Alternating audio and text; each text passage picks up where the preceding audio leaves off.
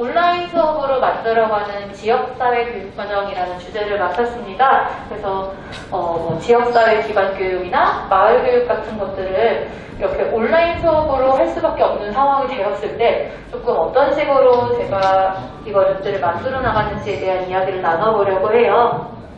그리고 이제 역량교육, 학습자 주도, 마을교육 공동체, 예측 불허, 기초기본교육과 에듀테크 중심 수업, 이런 이야기들이 나오고 있고요.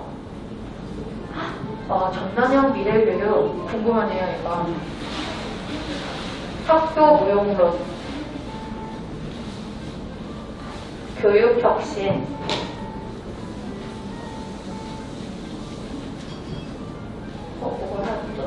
블렌디드 러닝 요새 이야기 많이 나오고 있죠.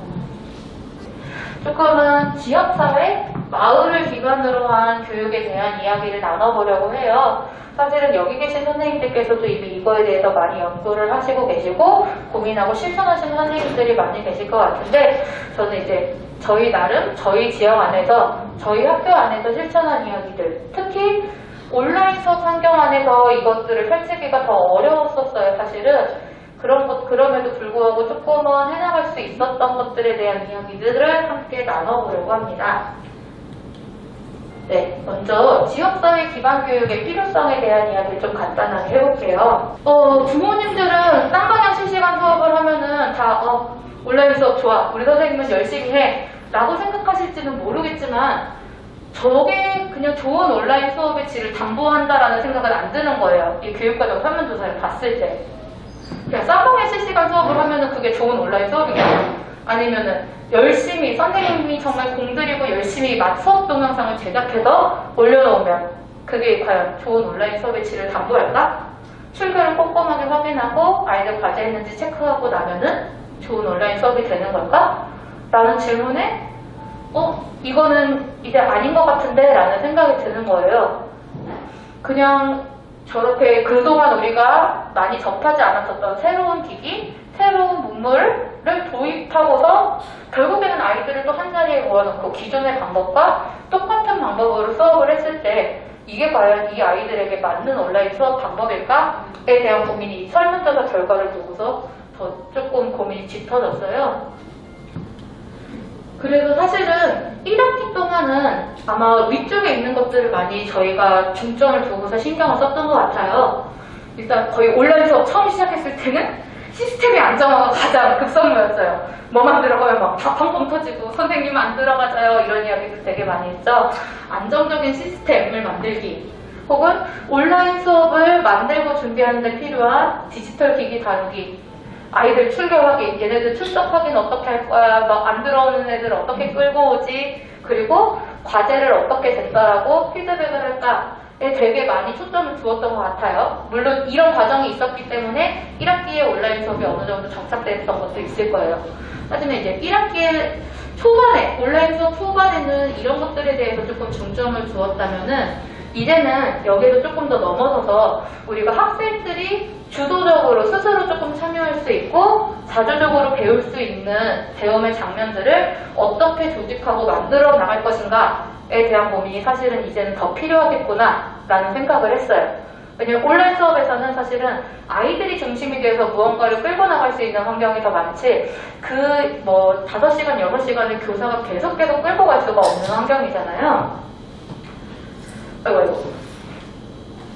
그리고 실제로 이제 배움이 언제 일어나는가에 대한 고민이 그래서 필요했던 것 같아요. 존 홀트의 학교를 넘어서라는 책에 이런 내용들이 있어요. 배움이 언제 일어날까?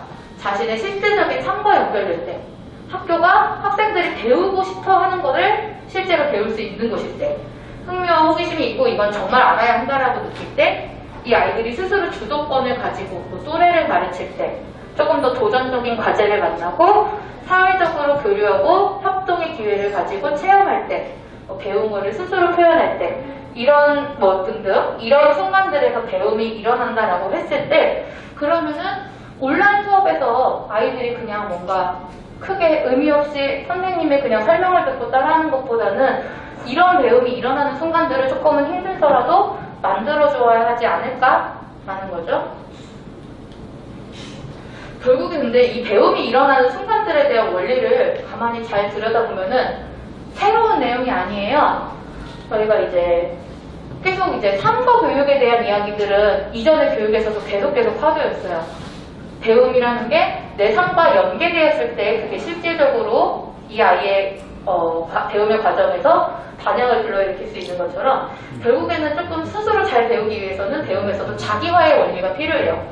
나와 거리가 먼 것, 나와 심정적으로 가깝지 않은 것에 대해서는 아이들이 별로 배움에 의지가 없는 거죠. 나와 가까운 것, 나와 관련이 있는 것들을 이 아이들이 배웠을 때 거기에 더 몰입을 할 수 있고 뛰어들 수 있게 되죠. 그래서 공간이 사실은 굉장히 중요해요. 우리 집, 우리 학교, 우리 마을과 지역. 내가 실제로 발을 딛고 생활하고 있는 학생들의 상처가 학교에서만 배움이 일어나는 게 아니고 이 모든 공간에서도 배움이 일어나고 배워가는 과정에서 내 삶이 이렇게 연결이 되어 있구나 라는 것들을 느낄 수 있게끔 배움이 이제 조직이 되어야 하는데 결국에는 이제 그런 것들이 연결돼서 저희가 계속 고민하고 있는 것들이 바로 그런 마을 교육, 지역사회 교육이지 않나 싶어요. 커리큘럼 봤더니 혹시 조윤정 박사님께서 어제 강연을 하셨나요? 네. 조윤정 박사님도 저희 학교에서도 한번 초청을 해서 이제 미래교육과 관련한 체제 연구에 대한 강의를 들었었어요.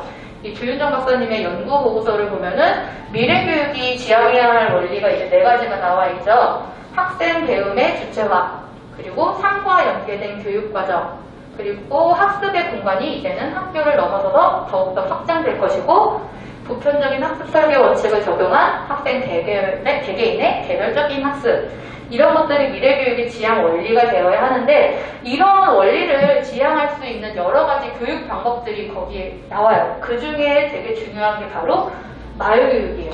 마을교육이라는 게 이제 이 미래교육의 4가지 지향 원리들과 다 연결이 되는 거죠.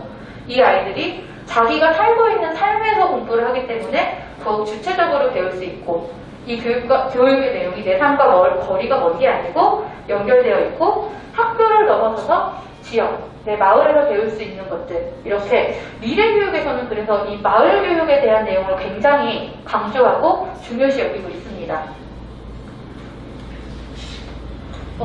여기에서 그럴까? 그래서 이 부분에서 이런 마을교육, 지역기반 학습의 유형으로 크게 3가지가 나와요. 마을을 통한 교육, 마을에 관한 교육, 마을을 위한 교육, 이렇게 나오는데 이것들을 저희가 코로나가 터지기 전에 저희 학교에서는 좀 어떤 식의 교육과정들을 펼쳐나갔었는지 그냥 간단하게 조금 보여드리자면은 마을을 통한 교육은 이제 그 마을 안에 있는 인프라를 적극적으로 활용을 해서 우리가 공부를 할 때 써먹는 거죠. 예를 들어서 지역인사자원 같은 경우에도 이때 되게 많이 도움이 돼요. 이거는 저희 학교에서 진로 캠프를 작년이에요. 코로나 터지기 전에 진로 캠프를 하고 있는 장면 중에 하나였는데 원래 저희 학교에서 맨 처음에 시작했었던 진로 캠프는 그냥 5, 6학년 아이들이 자기의 진로에 대해서 공부하고 탐색한 내용을 발표하는 식의 축제로 조금 소박하게 시작을 했었어요. 그런데 그게 이제 매해 쌓여가면서 아이들이 뭔가 자기들이 배운 거를 체험할 수 있게끔 뭔가 부스를 만들고 후배들을 초대해서 알려주는 방식으로 진행이 됐다가 이제 아이들끼리 스스로 준비하는 거에서는 조금은 버거우니까 아이들이 조금 더 전문적인 것들에 대해서 공부할 수 있게끔 지역사회에 있는 여러 직업을 가진 분들을 이제 모셔오기 시작해요. 그런 식으로 계속 쌓여왔는데 작년 같은 경우에는 그래서 이제 사랑책처럼 이제 아이들이 조금 관심 있는 직업인들을 조금은 이렇게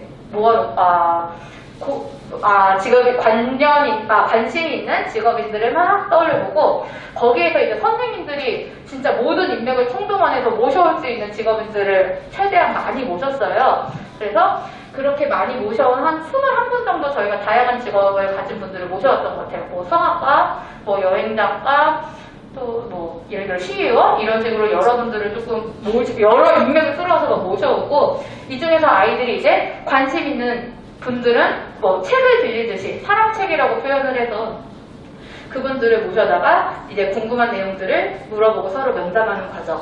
그리고 여기에서 이제 배운 내용을 가지고 후배들에게 무언가를 나눠줄 수 있는 것들을 또 만들어서 나눔을 베푸는 식의 진로 캠퍼들을 했었고요. 이런 인적 자원 말고도 마을이 가지고 있는 그냥 생태적인 자연도 사실은 굉장히 큰 자원이 되죠. 지역사회 학습장을 이용해서 체험학습을 하는 것도 저는 마을을 통한 교육 중에 하나라고 이제 생각을 해요. 그래서 저희 안성에 있는 시민단체와 연계해서 이렇게 생태교육을 펼치거나 아니면 안성에 있는 문화유산을 탐방하는 안성탐방 체험학습 이런 식으로 마을에 있는 인프라를 통해서 이렇게 마을 교육을 하기도 했고요. 두 번째 유형으로는 마을에 관한 교육이에요. 아까 거는 사실은 마을을 공부하는 건 아니고 다른 거를 공부할 때 마을에 있는 자원을 내가 활용하고 이용을 하는 거였다면은 두 번째는 그냥 우리 마을에 대해서 실제로 공부를 하는 거예요. 우리 마을에 뭐가 있지? 사실 이거는 제가 작년에 제가 맡았던 2학년 아이들이랑 했었던 마을 교육이었는데 사실은 저희 학교 아이들한테는 마을이라는 게 그렇게 크게 와닿지 않았어요. 왜냐면은 아이들이 살고 있는 지역이 다 너무 산발적으로 뿔뿔이 흩어져 있어요. 저희 학교는 대덕면에 있는 학교인데 절반 정도는 대덕면에 살고 있는 아이들이에요. 근데 그 대덕면도 너무 넓어서 아이들끼리 지내고 있는 그 환경도 너무 멀리 떨어져 있고 나머지 절반은 시내에서 오는 아이들이에요. 그러다 보니까 아이들은 뭐 부모님 차 혹은 스쿨버스를 타고 오고 이 학교 주변에 무엇가 있는지는 사실은 이 지역에 살고 있는 애들을 제외하고는 잘 모르는 경우가 되게 많았어요. 2학년에서 이제 우리 동네에 대한 공부를 하게 되는데 이제 그 전에도 이제 선생님들이 동네 공부를 할 때 대덕면을 돌아다니는 게 아니고 시내에 가서 시내 구경을 하는 거예요. 왜냐면은 이 대덕면에는 볼 게 없어. 뭐 예를 들어 뭐 계속 그래도 이렇게 있으려면은 뭐 우체국이나 소방서나 약간 그럴듯한 기관들이 있어야 하는데 학교 주변에 그런 게 없으니까 이제 마을을 둘러보지 않고 시내로 이제 이동을 해가지고 거기에 있는 장소들을 공부하고 만나는 거예요. 그런데 이제 작년부터는 제가 조금 뭐가 있든 없든 그게 아이들한테 조금은 어렵다 할지라도 실제로 우리 마을에 뭐가 있는지를 살펴보고 그 마을을 찾아가면서 이 마을에 익숙해지게 하는 과정이 되게 중요하다는 생각을 했어요. 그래서 저희 학교 주변에 이제 배밭이 되게 많거든요. 뭐 과수원, 그리고 뭐 농산물 유통센터, 그리고 막 무슨 그냥 정말 일반적인 공장과 회사, 그냥 학교의 주변에 있는 얼마 안 되는 건물과 기관들을 찾아다니면서 아이들이랑 같이 마을 나들이를 해보기도 하고요. 그리고 이렇게 걸어다니면서 마을에 있는 어르신들과의 만남도 사실은 굉장히 중요했어요. 여기 이제 왼쪽에 계신 어르신이 저희 마을에 있는 거청 슈퍼라고 몇십 년인지 까먹었네. 어쨌든 몇십 년을 이제 한 자리에서 슈퍼를 운영해 오신 어르신이에요.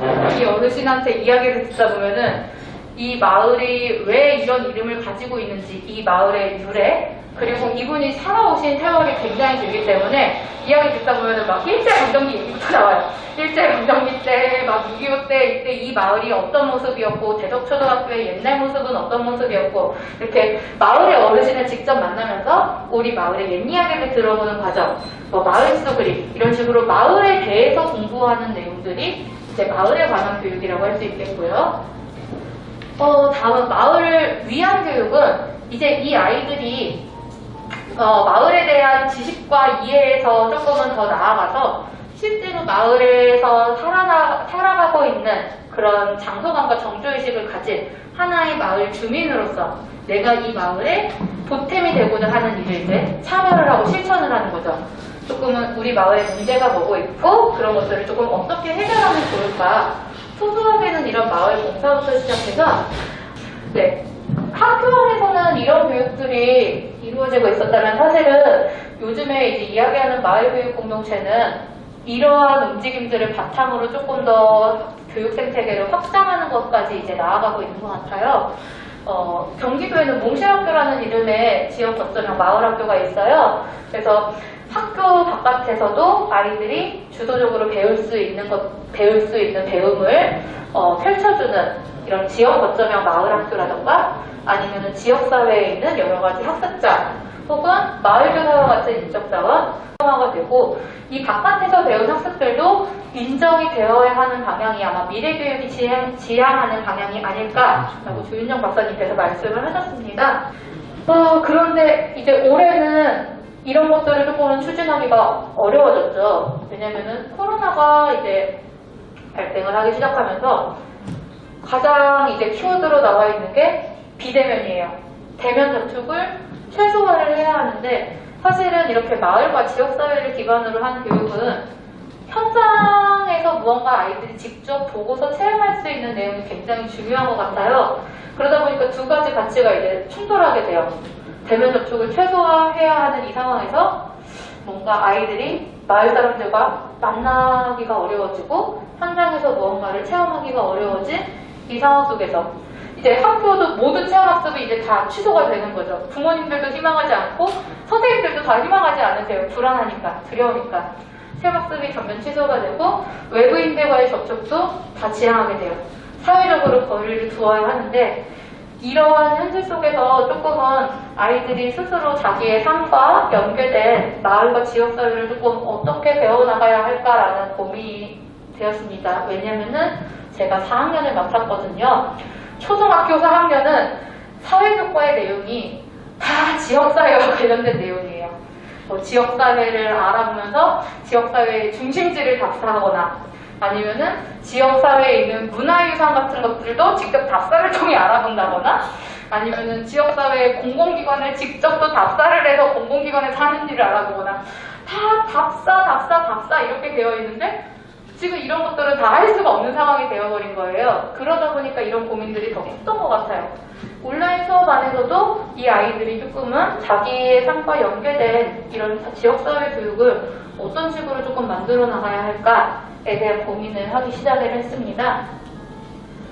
그래서 일단 그 사례들을 몇 가지를 조금 말씀을 드려보자면, 사실은 제일 쉽게 택할 수 있었던 도구는 지도였어요. 마침 저희는 1단원에서도 지도에 대한 학습을 하기도 해서 지도를 정말 많이 활용했어요. 인터넷 지도의 기본 요소와 기능을 익히는 수업, 그리고 그 인터넷 지도들을 보면서 우리 학교 주변의 모습, 그리고 안성의 뭐 중심지의 모습, 뭐 지도에서 안성에서 공공기관 찾아보기, 이런 것들 웬만하면은 이제 조금은 현장성이 필요한 것들을 아쉽기는 하지만 아쉬운 대로 조금 간접적으로 체험할 수 있는 지도에 대한 활용을 되게 많이 했고요. 그 중에서도 이제 구글 지도 같은 경우에는 공유 지도를 만들 수가 있어요. 제가 구글에서 만들기를 하면 내 지도라는 부분이 있어요. 거기에서 지도를 만들고 이거를 만약에 공유하고 싶은 사람들에게 공유를 하면은 얘는 이제 여기에다가 기록을 하는 거는 여러 사람이 함께 할 수 있는 거예요. 그래서 예를 들어서 이 지도는 제가 공공기관을 공부를 했을 때, 예를 들어 안성의 공공기관이라는 제목으로 공유 지도를 하나 만들면은 아이들이 이제 이 지도를 보면서 공공기관이 어디 있는지를 찾는 거예요.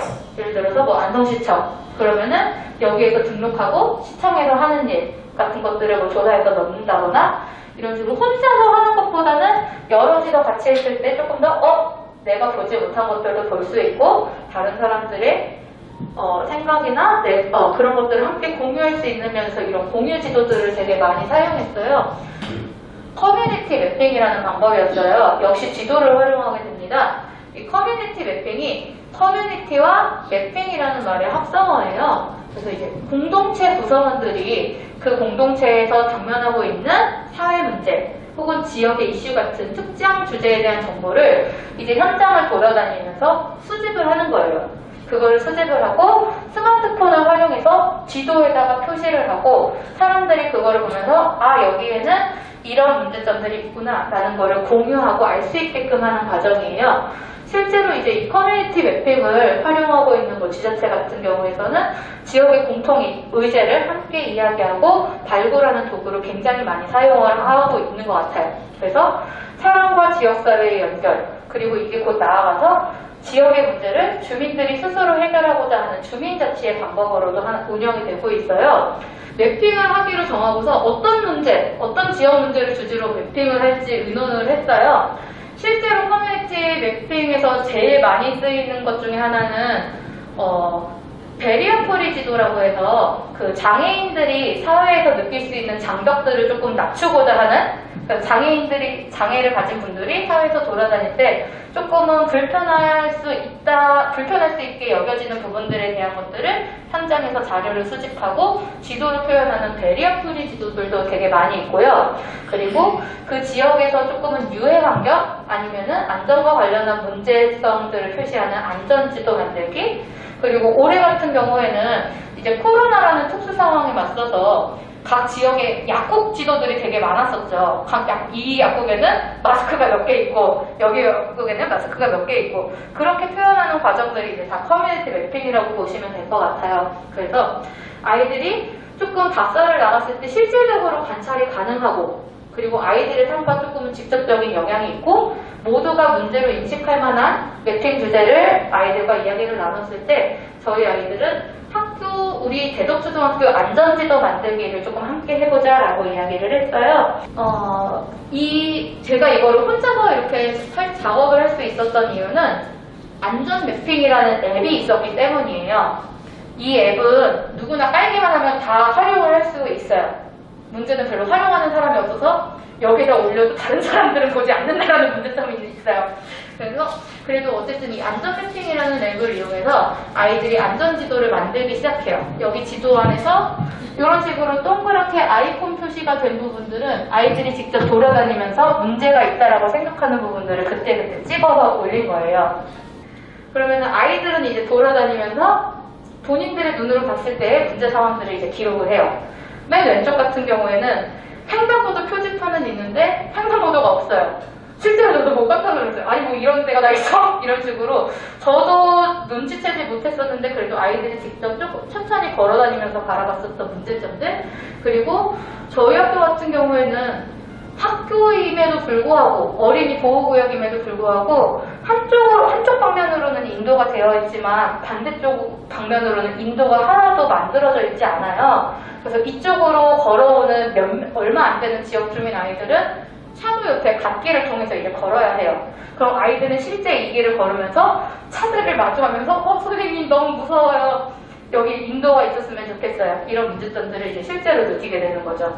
그리고 제가 봤을 때는 이거는 그냥 넘어가도 될 것 같은데 라고 하는 것들도 아이들은 문제라고 조금 민감하게 의식하는 것들도 있는 것 같아요. 예를 들어 여기가 이제 조그만 냇가가 흐르고 여기는 그 냇가 위에 다리예요. 그냥 다리를 저는 건너면 될 것 같은데 이 아이들은 선생님 그래도 여기 난간이 있어야지, 안 그러면 누군가 빠질 수도 있어요. 안 빠질 것 같은데 생각보다 넓은데, 하지만 이 아이들이 보기에는 문제예요. 그러면 그래 문제면은 거기다 한번 기록해봐, 이런 식으로 아이들이 자기들이 느꼈었던 부분들을 지도에다가 이제 이렇게 기록을 합니다. 지도를 기록하고 나서는 이제 온라인 수업으로 아이들과 같이 아이들이 만든 지도를 조금 함께 살펴보면서 내가 생각하는 대덕초등학교 주변의 문제점들을 한번 쭉 나열을 해봤어요. 이렇게 나열을 해보고 저희는 또 국어에서 제안하는 글쓰기와 관련된 공부 내용이 나와요. 그래서 너희가 느꼈었던 문제를 해결을 조금은 제안하는 글쓰기를 해보고 이거를 우리가 실제적으로 한번 제안을 해보자 라고 해서 아이들과 글쓰기 학습을 했습니다. 이거는 어떤 저희 반 친구가 처음 썼던 생각이에요. 문제 상황, 제안하는 내용, 제안하는 까닭을 써라고 이렇게 이야기를 했는데 사실은 별로 이 상황에 어울리는 말을 안 썼어요. 문제 상황을 써야 되는데 인도를 놔주세요. 막 제안을 바로 아주 패기 있게 해버리죠. 제안하는 내용, 인도가 어떤 사고가 날 수 있어요. 제안하는 까닭이죠. 그래서 사실은 아이들이 과제를 했다고 해도 약간은 지금 무언가 이해를 잘 못하고 있는데 하는 순간들은 계속 있어요. 그럴 때마다 이제 교사는 그 아이가 조금은 배움에서 오해의 지점이 있을 때마다 이렇게 피드백을 해주는 거죠.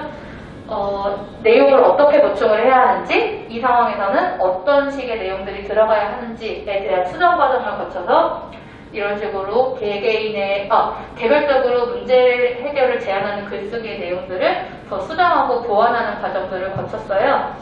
맨 처음에는 이제 아이들이 이렇게 작업한 내용을 가지고 자, 너희들이 다 이제 시청 민원 게시판에 한번 올려봐 라고 하려고 했는데 가만 생각해보니까 20명 정도 되는 아이들이 또 몇몇 개는 또 다 비슷하게 겹쳐요. 아이들이 느끼는 문제가.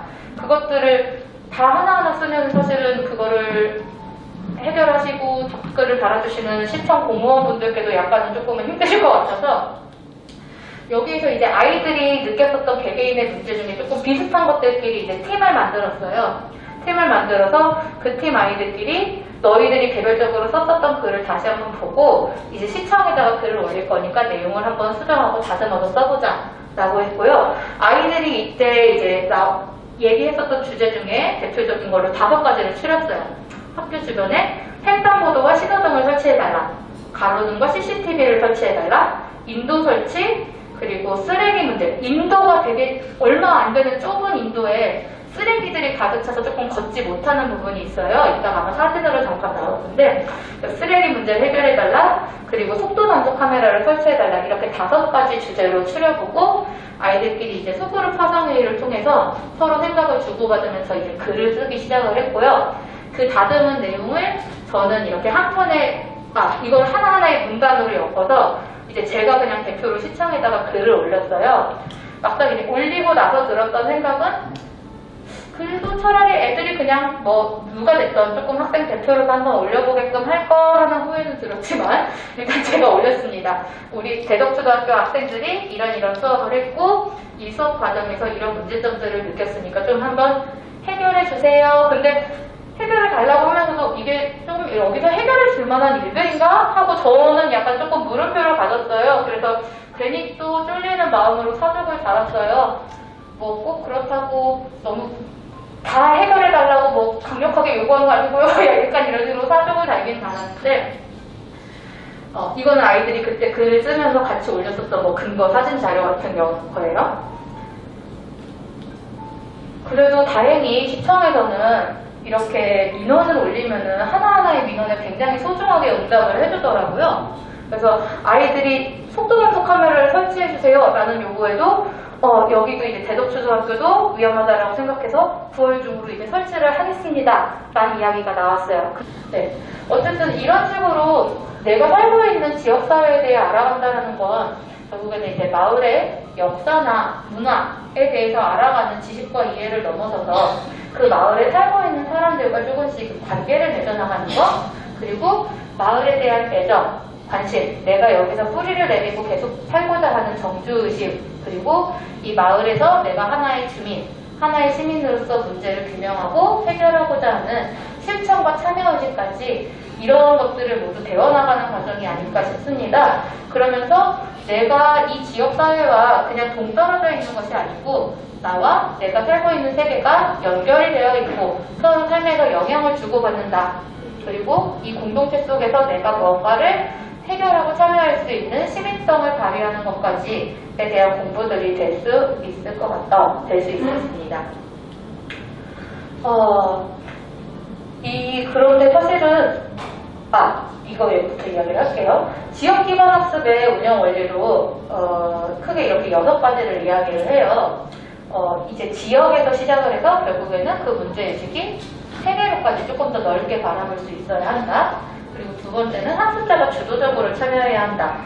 3번째는 뭔가 문제를 파악하고 규명하고 그거를 조금 해결하고자 하는 탐구의 과정이 들어가야 하고요.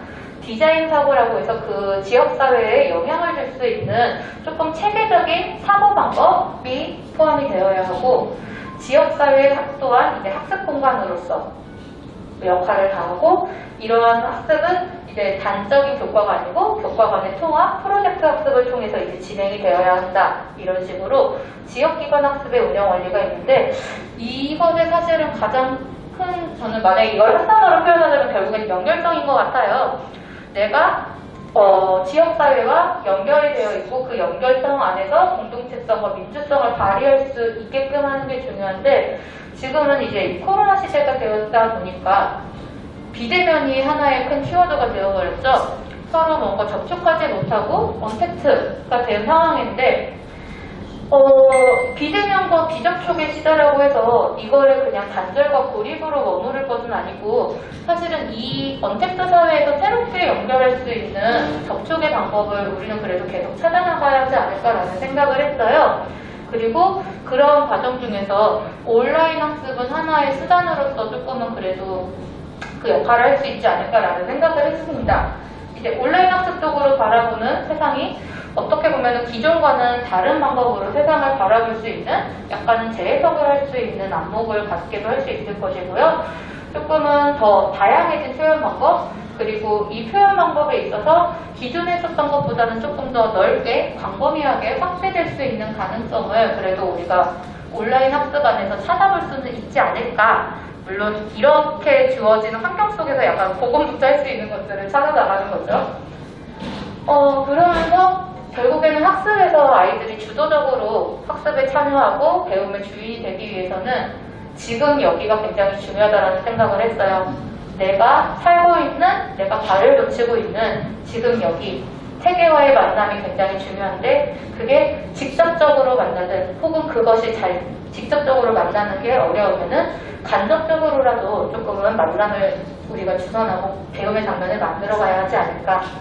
그리고 이제 2학기에도 아마 코로나의 상황이 어떻게 되느냐에 따라서 사실은 이 온라인 원격 수업의 가능성은 배제할 수 없을 것 같아요. 그러면은 온라인 수업, 원격 수업과 등교 수업에서의 이제 이음새를 연결하는 블렌디드 수업에 대해서 우리가 생각을 하지 않을 수가 없는데 그래도 기왕이면 등교할 수 있는 수업에서는 아이들이 무언가 상 속에서 직접적으로 만나고 몸으로 배울 수 있는 것들을 할 수 있는 선에서는 만들어 나가지고 원격 수업에서는 그런 것들을 조금 다양한 온라인 도구, 학습 수단을 이용해서 표현하고 공유하는 것들을 연결을 할 수 있지 않을까라는 생각을 해보았습니다. 그런데 사실 이런 것들을 연결을 하는 게 되게 쉽지는 않은 것 같아요. 여기 아까 앞에 계신 선생님이랑도 잠깐 쉬는 시간에 이야기를 나눠봤는데 지금 제가 이야기를 나눴던 사례들은 사실 어떻게 보면은 뭔가 마을교육 공동체와 관련된 내용이라기보다는 학교 안에서 제가 지역사회를 기반으로 마을을 소재로 해서 교육과정을 펼쳐나갔던 사례들을 중심으로 하고 있어요. 저희 안성 같은 경우에는 이제 막 지역 거점형 마을학교로 몽실학교가 이제 만들어졌어요. 근데 몽실학교를 실제로 이용하는 운영 상황을 살펴보면은 이 몽실학교에 대해서 조금 알고 있고 그런 거에 관심이 있는 부모님들의 아이들만 찾아오지 사실은 대부분의 뭐 시골에 뿔뿔이 흩어져 있는 아이들은 거기까지의 접근성이 굉장히 쉽지 않아요. 멀고 그럼 각각의 뿔뿔이 흩어져 있는 마을에서 이렇게 학교와 뭔가 같이 힘을 모아서 아이들을 키워나가는데 일조를 할 수 있는 상황이냐라고 봤을 때 안성에서의 그런 지역 시민단체의 힘은 약간 다른 지자체에 비해서는 제가 스스로 판단했을 때는 약간은 부족한 편이에요. 그러다 보니까 저희는 이거를 당장 학교와 마을을 한꺼번에 이렇게 뚝 엮어서 갑자기 연결을 해서 시작하자고 하면은 이거는 지금 저희 지역에서의 맞는 상황은 아닌 것 같고 그러면은 그러한 과정으로 조금씩 가려면은 사실은 저는 학교에서부터 시작을 해야 한다고 생각을 해요. 마을에 계신 분들이 먼저 학교를 찾아오는 경우는 지금 저희 지역에서 별로 흔치 않아요. 그러면은 학교에서 그나마 먼저 조금 더 무언가를 배울 때 마을 바깥으로 나가고 마을 어르신들을 조금이라도 더 만나고 하는 과정들이 있어야 마을에서도 학교에서 지금 이런 것들을 하고 있구나 관심을 가져주시고 그 마을에서도 학교를 위해서 조금 기여할 수 있는 것들을 조금 같이 만들어 나가는 식으로 시작을 하려면은 조금은 학교 자체들도 마을과 조금 무언가를 함께 할 수 있는 가능성을 열고자 하는 열린 마음과 자세가 조금 필요할 것 같습니다. 그리고 그게 지금 저희 안성 혁신교육지구에서 고민하고 있는 방향이기도 해요. 그래서 이런 지역사회 교육이 결국에는 그냥 학교에서 있는 하나의 학생에서 마을에 혹은 지역사회에 있는 시민으로 성장하려면은 작은 것부터 조금은 시작해야 하지 않을까. 마을의 문제점을 바로 발견하기보다는 사실은 학교에서 우리 학급 안에서 공동체의 소중함을 인식하고 거기에서부터 조그만 문제들을 찾아나가는 훈련과 연습이 있어야 그것들이 마을로도 확장이 될 것 같아요.